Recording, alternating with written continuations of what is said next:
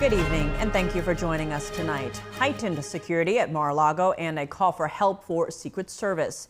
New details have emerged on the latest Trump assassination attempt as a suspect faces gun charges.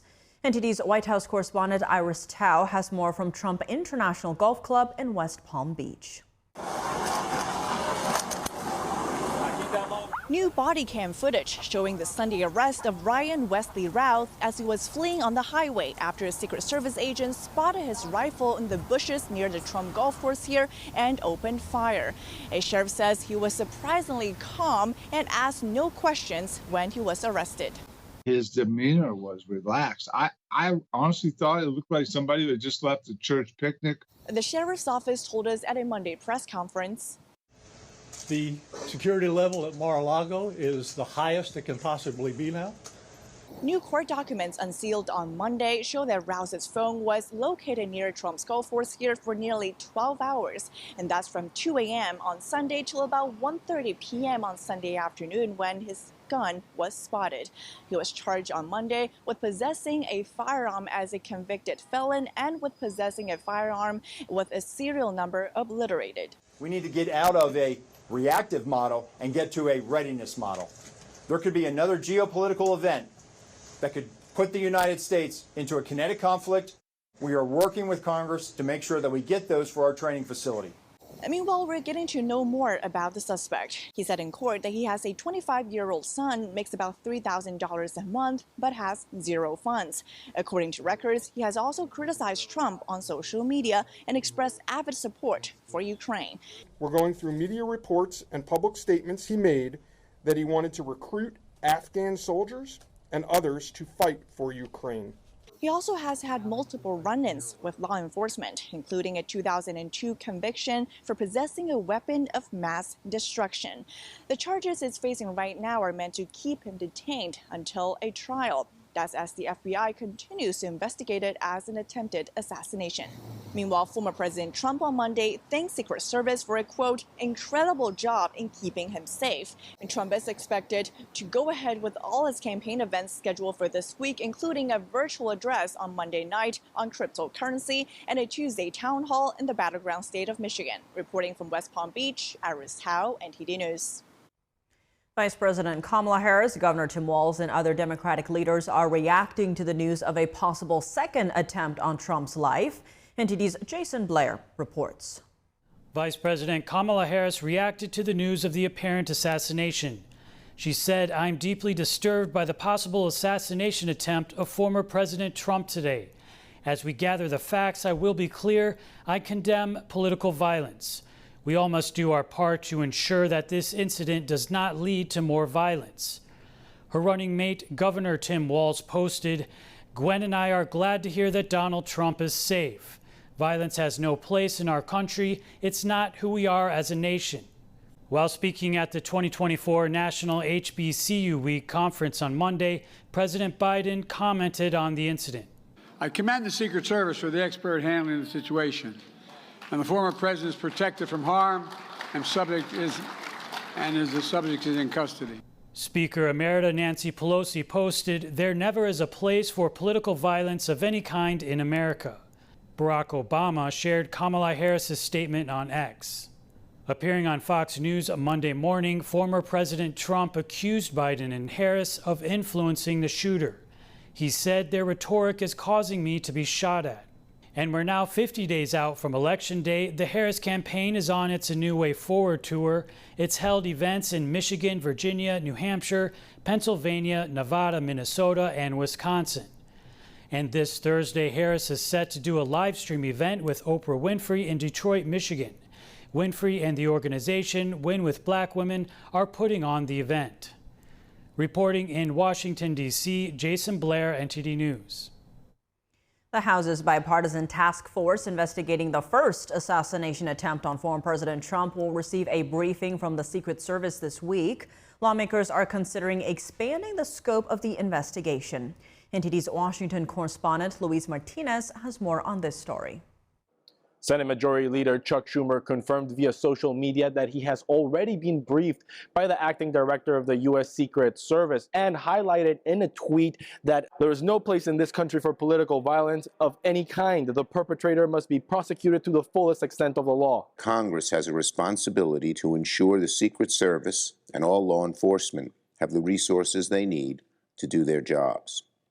So as we continue the appropriations process, if the Secret Service is in need of more resources, we are prepared to providing. The bipartisan task force in the House of Representatives will meet later this week with U.S. Secret Service Acting Director Ronald Rowe. And I do have a lot of questions, and they largely surround about resources that the Secret Service has and whether or not they're being deployed appropriately, because it's simply unacceptable that anybody who's under the protection of the Secret Service is endangered. Some lawmakers expressed their frustration that the gunman was able to get in position within shooting range of the former president. The idea that they haven't changed the protocols and we're still giving him the same sort of protection in these outdoor areas is unacceptable. House Republican Majority Whip Congressman Tom Emmer did not lay blame on the U.S. Secret Service, but did raise questions that law enforcement should answer quickly. Both Republicans and Democrats, frankly, Americans, are very concerned that this is happening. But we just don't have enough facts yet.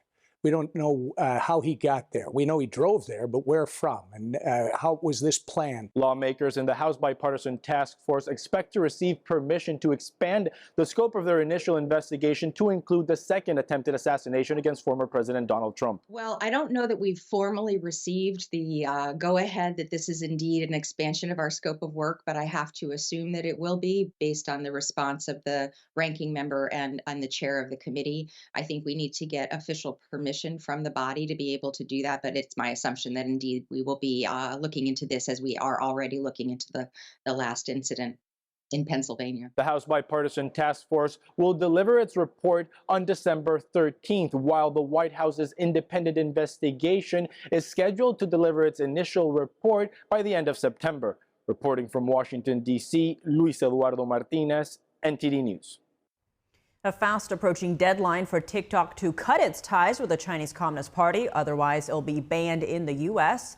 Today, in a Washington, D.C. appeals court, TikTok argued it should be able to maintain its Chinese oversight.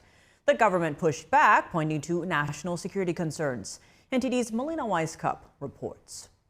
The Chinese Communist Party is controlling content that 200 million Americans are exposed to every day on TikTok. This is at the heart of the argument hashed out in a U.S. appeals court today. The problem is that that same data is extremely valuable to a foreign adversary trying to compromise the security of the United States, knowing what Americans' patterns are, who their contacts are, where they go, who they interact with. China's ByteDance, which owns TikTok, has until January of next year to sell the app. Otherwise, TikTok will be removed from U.S. app stores. That's under a new law Congress created in April, pointing out national security concerns. TikTok said its data will not be weaponized and has not been weaponized against American citizens. Again, false. Published reports have shown that TikTok data, geolocation data, has been used to surveil American journalists. But rather than divesting from the Chinese regime, TikTok and ByteDance aim to have the law overturned, arguing it's an attack on free speech, an argument that left judges unimpressed. Mere foreign ownership can't possibly be a justification because it would turn the First Amendment on its head. We have lots of publications that are owned by foreign entities, and to say your foreign ownership casts your First Amendment rights into doubt. Many of your arguments want us to treat them like they're an agency. It's a very strange framework for thinking about our first branch of government. As of now, over 30 U.S. states have blocked TikTok from being installed on U.S. government devices, while more than a dozen countries have banned or partially banned the app. Reporting from Washington, D.C., Melina Weiskup, NTD News. The Chinese regime has released an American citizen and pastor who was locked up for nearly 2 decades. David Lin was on a missionary trip to China in 2006 when he was arrested and sentenced to life in prison. He was helping a group of house Christians at the time. Christianity under the Chinese Communist Party requires registration and worship under CCP-controlled churches. Independent Christians who do not follow CCP doctrines are subjected to religious persecution. They are known as house Christians because they gather in private homes instead. 3 rapidly spreading wildfires in Southern California have burned over 100,000 acres in less than a week. They're threatening homes and forcing thousands to evacuate. NTD's Christina Corona gives us an update on the wildfires in the West. The bridge fire in the Angeles National Forest has scorched over 54,000 acres. It's only 11% contained as of Monday. The San Bernardino County Sheriff's Office says all evacuation orders and warnings remain in place. The bridge fire has grown to almost 55,000 acres across San Bernardino and Los Angeles counties. It destroyed 54 structures and damaged 13. 3 firefighters have been injured. The line fire in San Bernardino has scorched 39,026 acres in San Bernardino County and is now 42% contained. Last week, police arrested Justin Wayne Halstenberg. He's a 34-year-old man from California. San Bernardino County prosecutors formally charged Halstenberg on Thursday with multiple counts of arson. They include using incendiary devices to ignite fires and causing great bodily injury through arson. The airport fire in Orange and Riverside County has grown to 23,500 acres. It's now 31% contained. In Idaho, the Wapiti fire has grown to almost 125,500 acres and is 53% contained. The Wapiti fire was ignited by a lightning strike. It started on July 24th near Grand Jean. Also in the Boise National Forest, the lava fire has grown to 95,746 acres and is 26% contained. The Boulder National Weather Service says a fire weather watch remains in place for the area, with strong winds and low humidity elevating the fire risk. Right now, there are 55 major wildfires across the country. They have burned over 2 million acres. In California alone, CAL FIRE says there have been over 6,000 wildfires just this year, which have burned nearly 1 million acres. Christina Corona, NTD News. Today was the first hearing on the loss of 5 people in last year's catastrophic implosion of the Titan submersible. The Coast Guard is investigating the cause and whether negligence may have been involved. NTD's David Lamb reports. The U.S. Coast Guard is investigating the cause of the undersea implosion of the tourist submersible that killed all 5 people aboard in June 2023. OceanGate Expeditions operated the 22-foot vessel, diving to the century-old wreck of the Titanic. The first witness said he felt pressured by the company's founder. Would you have felt comfortable as the director of engineering going down in the Titan submersible? He wanted me to be the pilot that runs the Titanic missions. And I told him I'm not getting in it. And he asked me why. And I said, because the operations crew, I don't trust them. OceanGate's former engineering director said the safety standards kept being reduced for the vessel. He said at one point the Titan was struck by lightning in 2018, and that might have compromised it. He was not comfortable with the vessel carrying passengers. One of the last text messages from the experimental vessel was "all good here" before it lost communication with its support crew. That was 1 hour and 45 minutes into the dive. A former contractor said the tracking and communications devices are typically separate, but it was different for the Titan. This is the first case I've ever seen where it was all done on the same thing, which basically means that when one failed, so did the other. So both tracking and communications were down, at which point then we tried to find out, well, what was their last known depth? What was their position? All of these things. The Coast Guard said the vessel was reportedly designed to survive for 96 hours in emergency conditions. The Department of Homeland Security and the Coast Guard said the wreckage was found 4 days after contact was lost. There were no survivors. The 5 people on board the experimental vessel included the company's founder, Stockton Rush. Also killed were a British billionaire, a businessman and his 19-year-old son, and a French oceanographer. After the vessel failure, there was a worldwide debate about private undersea exploration. The U.S. Coast Guard Marine Board of Investigation plans to hold more hearings. The next hearing is Tuesday, with a total of 8 hearings set in September. David Lamb, NTD News, California. Today, federal authorities took two former New York City Fire Department chiefs into custody. Prosecutors allege that they solicited tens of thousands of dollars in bribes from 2021 through 2023.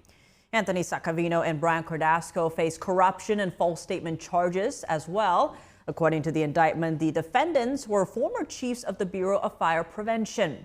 The Bureau is responsible for regulating the installation of fire safety and suppression systems throughout New York City. The alleged scheme involved bribes in exchange for preferential treatment to certain individuals and companies. An attorney for Saccavino called the charges both surprising and distressing.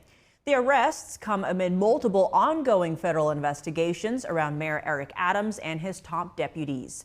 It's not immediately clear if the latest charges were related. Massive floods have been hitting central and eastern Europe for days after torrential rain and burst riverbanks. The death toll has risen to at least 16, with several more missing.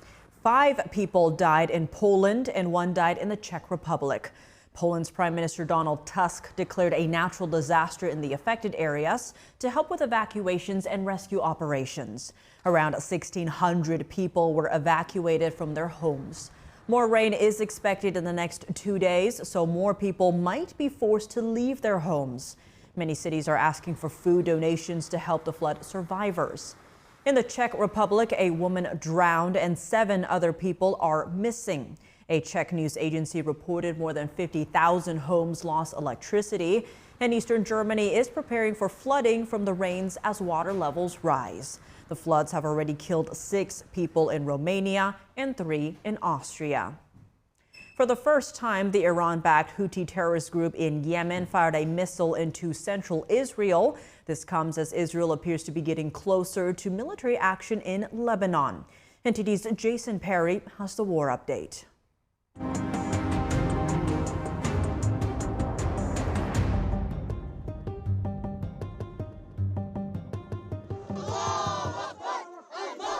The Iran-backed Houthi terrorist group in Yemen claimed responsibility on Sunday for firing a missile into central Israel.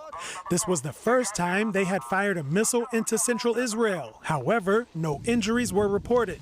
The Houthis said they fired a hypersonic ballistic missile that traveled over 1,200 miles in less than 12 minutes. It landed in an open field, starting a fire, and firefighters helped put out the flames. Israel's Prime Minister Benjamin Netanyahu said the Houthis will face serious consequences for the attack. They should have known by now that we were exacting a heavy price for every attempt to harm us. Anyone who needs a reminder on this matter is welcome to visit the port of Hodeidah. Whoever attacks us will not evade our strike. Israel previously struck the port of Hodeidah in Yemen after the Houthis flew an attack drone into Tel Aviv in July, killing 1 person and injuring others. Meanwhile, in the southern Gaza Strip, Israeli forces have been engaged in intense battles in Rafah. Israel reported killing more than 100 terrorists in recent days in the area. They also reported destroying weapons caches and finding several tunnel entrances as they try to destroy the terrorist underground infrastructure. On Monday, a resident in central Gaza reacted after a reported Israeli airstrike hit near his home. We woke up to the sound of an explosion and a red light, fire and flames, and we started transporting those who were injured and those who were martyred. Thank God that He saved us. May God have mercy on the martyrs. Also on Monday, Israel reported that several projectiles crossed throughout the day from Lebanon into Israeli territory. No injuries were reported. And on the same day, Israel said they struck multiple weapon storage facilities in Lebanon and Hezbollah terrorist infrastructure sites. Nearly 100,000 residents have been displaced from northern Israel because of Hezbollah attacks in the region. Israel's defense minister told U.S. Secretary of Defense Lloyd Austin on Monday that time is running out for a diplomatic solution with Hezbollah. Jason Perry, NTD News. Russia is working to make its army the second largest in the world, only behind China. That's amid concerns about the U.S. and NATO approaching a possible war with Moscow over the use of long-range weapons. NTD's international correspondent Arian Pasdar has the details. In southern Russia on Monday, Western tanks and Ukrainian military equipment are on display at an exhibition. Russian forces captured the objects during fighting with Ukraine. The event site also serves as a recruitment office for people to sign up to join the military. After the events in the Kursk region, the number of people wanting to join the army has increased. The number of people signing up wasn't bad before, and now it's even higher. President Vladimir Putin on Monday commanded the military to increase the army by 180,000 troops to 1.5 million. This would make it the second largest army, only behind China. Right now, India is in second place, the US in third, and Russia in fourth. Also in Russia, but further north, footage from Monday shows destroyed cars and buildings in the city of Belgorod. The governor says 8 civilians have been wounded, one of them seriously, after a Ukrainian assault on the city. Residents described the moment of the attack. When we looked out the window, there was no more entrance at our neighbor's home, all under rubble. We ran to search for them. Thank God all are alive. Ukrainian President Volodymyr Zelensky says dozens of fights are happening simultaneously on Monday. Over 100 battles have taken place since the start of this day. We are defending our positions. We also reviewed the Kursk operation in detail, and each day we are acting precisely as planned. Over the weekend, Zelensky renewed calls on allies to let Ukraine use long-range weapons. Just last week, Russian President Vladimir Putin said Ukraine doesn't have the technology to use long-range weapons without direct help from the US and NATO. This will mean that NATO countries, the United States and European countries are fighting against Russia. And if this is so, then we will make appropriate decisions based on the threats that will be created for us. The head of NATO commented on the use of long-range weapons on Monday, suggesting the alliance doesn't want to get involved. He said it's for individual allies to make the final decisions. Allies have different policies on this. The State Department, meanwhile, said this when asked if the US will change its policy.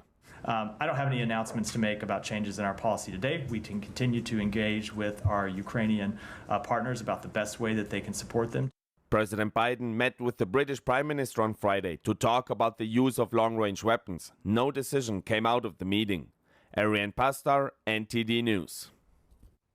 Britain's Prime Minister is in Rome pledging cooperation with Italy on illegal immigration. He says he wants to understand how Prime Minister Giorgia Meloni dramatically reduced the number of migrants crossing the Mediterranean. Starmer's trip comes in the wake of 8 migrant deaths over the weekend. They had attempted to cross from France to England in a heavily overloaded boat. The tragedy brings a focus onto Europe's illegal immigration crisis. NTD's international correspondent Malcolm Hudson has more for us from London. 8 migrants died over the weekend while attempting to cross from France to Britain on a small boat. This latest incident follows the death of 12 people earlier this month when their boat capsized on the way to Britain. It highlights the pressure on the British and French governments to find ways to tackle the boat crossings. French authorities said the vessel was carrying 59 people from countries including Eritrea, Sudan, Syria and Iran. 6 people were taken to hospital, including a 10-month-old baby with hypothermia. All 8 who died were adult men. The tragedy occurred Saturday just before midnight. Prime Minister Keir Starmer is visiting Rome and said Britain can learn from Italy's dramatic fall in migration. Giorgia Meloni's approach has seen a 60% drop in arrivals by sea in the past year. Starmer said he believes prevention and stopping people from travelling in the first place is one of the best ways to deal with the issue. Malcolm Hudson, NTD News, London. Joining us now to discuss the apparent assassination attempt is Casey Fleming. He's the CEO of Black Ops Partners Corporation and a former official in both Bush administrations. Casey, thank you so much for joining us. Great to see you again. Now, court documents show the suspect was camped out on the golf course for 12 hours, pointing to his cell phone location that was there since 2 a.m. Well, that doesn't necessarily prove that the suspect was there for the whole time. What can we learn from this information? That we've got gaps in our security, significant gaps in our security, even after the first attempt a little while back. So it's very, very concerning. We had the technology back in the day, thermal imaging, that you could actually scan hedges and hedgerows and trees, and that should have been done continuously. This is Trump's own turf. This is his own backyard, and it's very concerning for many, many different levels. Reports note that the suspect was just 400 yards from Trump, but didn't have a direct line of sight. Now, that's according to the acting chief of the Secret Service. From a security perspective, how was the shooter able to get that close to Trump? He should never have been able to get that close to Trump. The Secret Service puts together different concentric circles of coverage. It's a layered security effect. The Secret Service maintains the first level, sometimes the second level, sometimes the third level, but they intermix with local law enforcement. So a lot of these guys, like, the third level, fourth level, who knows? I was not in charge of security for that event. But the point is that there should be full-time, long-time officers in local law enforcement that are assigned to Trump in town when Trump's in town. And this should have been a routine instance for law enforcement, including the Secret Service. And not only that, they should have been up 10 levels on alert after the first assassination attempt. So it's extremely concerning. It's more flaws in the Secret Service and local law enforcement should never have been allowed. Expanding on that, many are questioning how the suspect seemed to know where Trump would be. Now, in your view, how hard would that information be for one person to find out? Not very hard. The media actually publishes that information on our candidates and our congressmen and so on for constituency. And also media likes to over-report these type of things. But, we have to protect our elected officials. That's how our democracy works. We have to protect our candidates that are running. And then specifically, this is a former president also running for another presidential term. So he should have uber protection on top of, like I said, the last assassination attempt. So it's something that really causes a great amount of concern.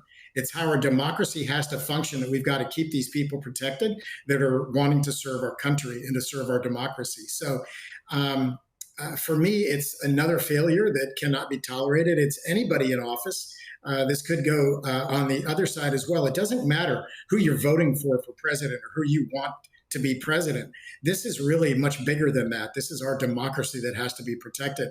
And for somebody to have a line of sight, or he didn't have line of sight yet, they said that he was from 300 to 600 yards. That's well within the scope of an AK-47 or an AR-15. So, like I said, these concentric circles of security, these perimeters have to be maintained and managed.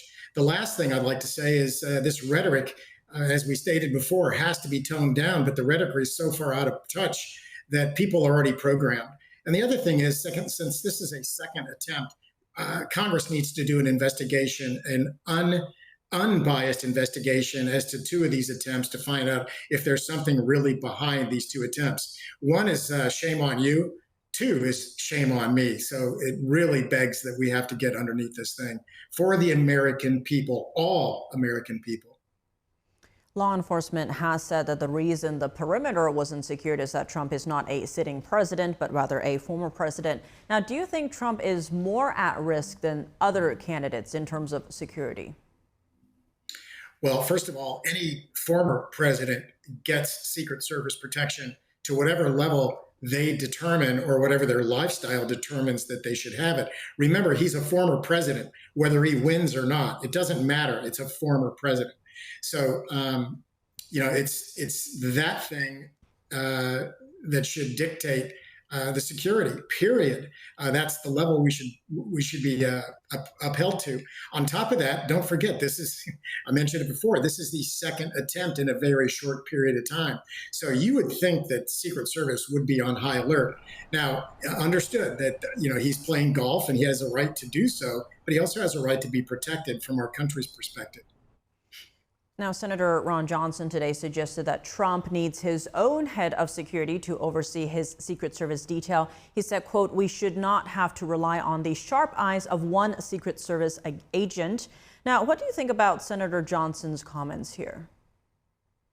I think it still should be a Secret Service function. Now, Trump can have his overlay to make himself a little bit more protected and so on, but it's still the Secret Service's responsibility. And one agent, there shouldn't have been just one agent. There should have been, like I said, concentric circles of federal law enforcement, which is the Secret Service, and local law enforcement, which is local PD, local sheriff, state patrol, any of those, bureaus of investigation, meaning inside the state. So you've got levels of security that has to be there and really should have been there for any former president, let alone a presidential nominee. Now to one of your earlier points, we still don't know the shooter's motive from the first attempted assassination attempt. What do you make of the investigation into that first attempt or lack thereof?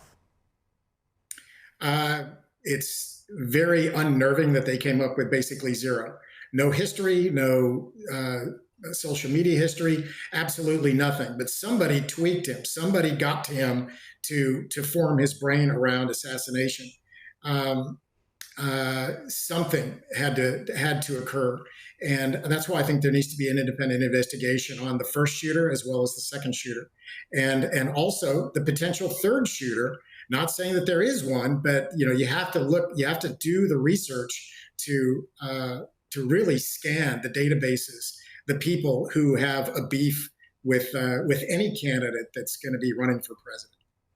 On that last point, from a security perspective, what would need to happen in order to prevent another attempt on Trump or another candidate's life? Stop reporting where Trump's going to be. And if you're going to report where Trump's going to be, then make sure it's a very, very secure event that has been rehearsed many, many times.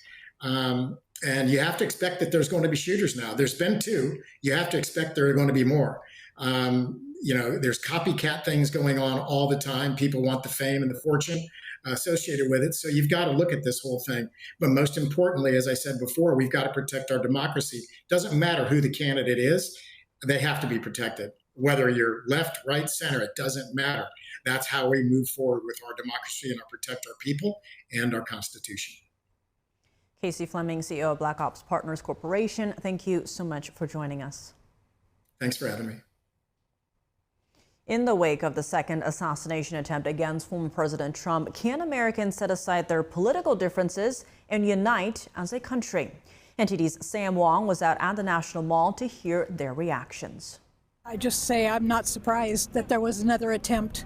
I fear there's going to be more. Just another nut out there trying to make history for himself. I thought it was messed up. Obviously, they're out to get him for some reason. I don't know why, but anyway, Trump 2024. Somebody hates him enough to try it a second time. Kind of seems a little senseless, but, I guess people are weird. Political violence is the sure sign of the ruin of the country. You need to set aside animosity and animus and have a true marketplace of ideas. So right now we're seeing a lot of the political leaders in this country, including Democrats, coming out condemning the acts of violence yesterday. So do you see the American people can get behind that message? I sure hope they will. The difference between politics 50 years ago and politics now is that they had respect for each other, no matter what the party was. And it's just gone now. Oh, absolutely, they should. I mean, everyone should condemn that kind of violence. Yeah, they think they can. I mean, we all came together during other situations like back in the day with Reagan. Everyone thought that was wrong, regardless of what side you were on. Certainly. I mean, nobody on either side wants to see any harm come to Donald Trump or any president or past president. I think it's great that they're condemning it now. I would love to hear them not classify him simply as a criminal. I don't think some of the previous remarks are helpful towards this climate. Welcome back. I'm Tiffany Meyer. Voting from space. It sounds wild, but it may happen this election. And it isn't the first time it's happening. Two Americans stuck on the International Space Station till next year said they are planning to cast their ballots in November. Veteran astronaut Butch Wilmore told reporters last week he sent down his request for a ballot today. Fellow astronaut Suni Williams said she's looking forward to being able to vote from space. Election officials said they are planning to work with NASA to send Wilmer and Williams PDF files with clickable boxes for each candidate. To ensure security, the county clerk's office in Harris County, Texas, said the file will be password protected. There will also be a test ballot to make sure the system works. In 1997, Texas passed a bill allowing NASA employees to vote from space. Since then, several astronauts have cast their ballots while in orbit, most recently Kate Rubins in 2020. And other space news, the first ever commercial spacewalk is now in the books. The SpaceX Polaris Dawn mission ended early yesterday morning with a splashdown off the Gulf Coast of Florida. Billionaire Jared Isaacman led the mission. It concluded after a 5-day journey that marked several milestones in private space exploration. Isaacman and SpaceX engineer Sarah Gillis pulled off the first ever commercial spacewalk last week. The pair achieved this while orbiting nearly 460 miles above Earth. That's higher than the International Space Station and Hubble Space Telescope. The crew of 4 also conducted almost 40 scientific experiments, including the testing of advanced medical technologies. And now for your sports news, we're joined by NTD's Dave Martin. Dave, a lot to discuss today, especially in college football. So let's start right there. As Texas has leapfrogged Georgia in the AP poll as the #1 team in the country. But there is a question about the status of their star quarterback. How long is he out for? Yeah, this is Quinn Ewers. Now, he's considered week to week at this point. He suffered some sort of oblique injury in Saturday's game against Texas San Antonio. That was in the second quarter. He did not return to the game. But the guy who took over for him, that's freshman Arch Manning, is maybe even better. You know, he had 4 touchdown passes in just 12 attempts. And of course, he's the nephew of Eli Manning and Peyton Manning, so definitely quarterbacking is in his blood. Now, this guy was a 5-star recruit just a couple of years ago. I'm actually surprised he's still at Texas behind Ewers in an age where players transfer left and right if they're not starting immediately. He's getting his opportunity now, though. Now, meanwhile, Georgia, who was passed over by Texas in the rankings, they didn't actually lose Saturday. They just had kind of a lethargic win over Kentucky. Most people thought they'd kind of blow them out. So they're back to #2. Now, actually, those two will play in about a month in what could be the latest game of the century. Hopefully, both are still undefeated because that should be a very good game. Moving to WNBA news, Caitlin Clark had quite a game yesterday, scoring 35 points in the win. Now, where does she stand among the rookie scoring records? #1 as far as total points scored, 761. That's the most ever by a WNBA rookie. She broke the previous mark of 744 set by Simone Augustus. But it's important to note that Augustus did this in a 34-game season back in 2006. Now they play 40 games, and this is game 39. So Augustus had a higher per game scoring average, nearly 22. Clark is at 19.5. Now, Clark, though, on Friday set the single-season assists record with now 329 counting, and that's for all players, not just rookies. She already set the rookie record previously. Now, meanwhile, her Fever are early playing well. They have a 2019 record after a win yesterday, and that's after a 1-8 start. They've already secured the #6 seed in the playoffs. This will be their first playoff appearance now since 2016. And the playoffs start Sunday, so just 6 days away. Shifting gears to the NFL, the Carolina Panthers have announced they're benching former first overall pick Bryce Young for veteran Andy Dalton. Now, is this expected to be a permanent move? You know, they didn't actually say, but Young had been struggling. He became just the 4th player over the last 2 decades, averaged less than 4 yards per attempt per drop back in 4 straight games. Yesterday, 26 pass attempts, 8 for 84 yards. That's less than 4 again. And the team was struggling too, 0-2 this year. Now, an adjustment period for young players is certainly normal. He's in his 2nd season. Maybe think it'd be more effective to just sit back and learn from a veteran. You know, there was a time when Geno Smith of Seattle was thought to be a bust after the Jets took him in the 2nd round back in 2012. He was benched after 2 seasons. Then almost a decade later, he reemerged as now a 2-time Pro Bowl quarterback. So sometimes sitting back and observing actually works better. Now, that wasn't all the NFL news today. The Jets also announced Jermaine Johnson, actually he announced it, has a torn Achilles. He will miss the remainder of the season. This could speed up the negotiations with holdout Hassan Reddick, who is still yet to report to camp. Also, ESPN is reporting Chiefs running back Isaiah Pacheco will miss 6 to 8 weeks with a leg injury. The Chiefs have not confirmed, but such is life in the NFL. Well, tonight in the NFL, we have Atlanta playing at Philadelphia on Monday Night Football. Now, a year ago, the Eagles were expected to get back to the Super Bowl. Didn't happen, though. Where are the expectations now? You know, they're still high. Last season, a head scratcher for sure. They started off 10-1, then all of a sudden they lost 6 of their last 7, including the playoff games. In the offseason, though, they signed Giants Pro Bowl running back Saquon Barkley, who had a rousing debut last week, 3 touchdowns. I say they should be right there with San Francisco, Dallas, and probably Detroit for the top team in the NFC, though those teams really haven't played like that well thus far this year. Now, on the other side, I think a lot of fans are watching Atlanta rookie running back Bijan Robinson. A lot of it was expected of him last year as a rookie. He did fine, actually, rushed for nearly 1,000 yards, but they brought in a new coach, and I think they're hoping to get more out of him, to be more utilized more. He did get 18 carries in week 1. Maybe he gets more tonight. So both have exciting running backs. So this should be a very entertaining game tonight. That game starts at 8:15 Eastern Time. Well, Dave, as always, thanks for joining us. Well, thank you, Tiff. And that's all for today's news. For round-the-clock coverage, visit us at ntd.com or download our NTD app. Thanks for tuning in. I'm Tiffany Meyer. Good night.